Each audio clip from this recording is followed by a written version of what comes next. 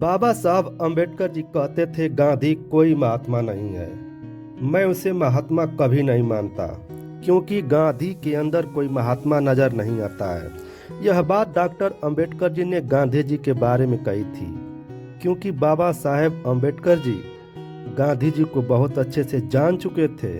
वे गांधी को अच्छी तरह से पहचान चुके थे कि कैसे गांधी वर्ण व्यवस्था के कट्टर समर्थक हैं।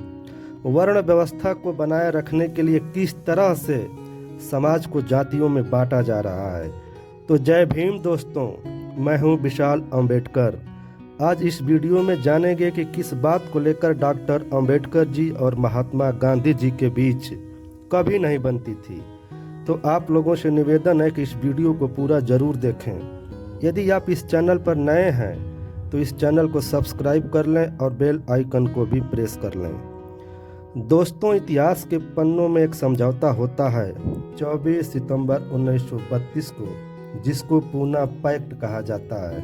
इसी समझौता में गांधी के वजह से बहुजन समाज का ऐसा नुकसान हुआ जिससे उसकी भरपाई आज तक नहीं हो पाई है। इस नुकसान का जीता जागता उदाहरण है पूना पैक्ट। क्या है पूना पैक्ट, आइए इसके बारे में समझते हैं। तब फिर मैं आपको बताऊंगा कि महात्मा गांधी और बाबा साहब के बीच हमेशा टकराव क्यों होता रहता था। महात्मा गांधी हमेशा वर्ण व्यवस्था को सपोर्ट करते थे। वे समाज में वर्ण व्यवस्था को बनाए रखने के लिए अपनी जान की भी बाजी लगा देते थे। वर्ण व्यवस्था समाज को बांटने तथा छोटी छोटी जातियों को आपस में लड़ाने का एक साधन थी, तथा यह सनातन धर्म की एक कुप्रथा थी जो कि गांधी जी इस व्यवस्था को बनाए रखना चाहते थे, जबकि बाबा साहब अम्बेडकर जी इसका सख्त विरोधी थे। वे समाज को समता मूलक समाज बनाना चाहते थे। डॉक्टर अम्बेडकर जी चाहते थे कि समाज में किसी भी प्रकार का भेदभाव न हो। वे समाज में समानता का भाव रखना चाहते थे। दोस्तों, पूना पैक्ट को समझने से पहले हमें गोलमेज सम्मेलन को समझना होगा, तभी पूना पैक्ट अच्छी तरह से समझ में आएगा। शायद आप लोग जान रहे होंगे कि 3 गोलमेज सम्मेलन हुआ था और तीनों गोलमेज सम्मेलन लंदन में संपन्न हुआ था। बाबा साहब अम्बेडकर जी तीनों गोलमेज सम्मेलन में भाग लिए थे, जबकि महात्मा गांधी केवल दूसरे सम्मेलन में भाग लिए थे। प्रथम गोलमेज सम्मेलन में मुस्लिमों और डॉक्टर अम्बेडकर जी के तरफ से अलग निर्वाचन मंडल की बात कही गई थी, और बाबा साहेब अम्बेडकर जी दलित वर्ग और निचले वर्ग का प्रतिनिधित्व कर रहे थे।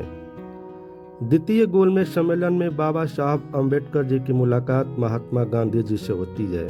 इस सम्मेलन में जब बाबा साहेब अम्बेडकर जी निचले वर्ग के लिए अलग निर्वाचन की मांग की तो महात्मा गांधी नाराज हो गए और अम्बेडकर जी का विरोध करने लगे। इन दोनों नेताओं में से कोई भी मानने के लिए तैयार नहीं था। उस समय ब्रिटिश के प्रधानमंत्री डोनाल्ड द्वारा एक घोषणा पत्र जारी किया जाता है, जिसमें निचले वर्ग के लिए अलग से निर्वाचन मंडल की बात कही गई थी। जैसे ही महात्मा गांधी इस खबर को सुनते हैं कि निचले वर्ग को अलग से निर्वाचन मंडल की स्वीकृति मिल गई है, तो महात्मा गांधी बिना खाए पिए आमरण अनशन शुरू कर देते हैं। तो दोस्तों, इन्हीं दोनों नेताओं के बीच आपसी मतभेद को खत्म करने के लिए एक समझौता होता है 24 सितंबर 1932 को पूना के यरवदा जेल में। इसी को पूना एक्ट कहा जाता है। तो दोस्तों, आज के वीडियो में बस इतना ही। यह वीडियो कैसी लगी कमेंट में ज़रूर बताना। जय भीम साथियों।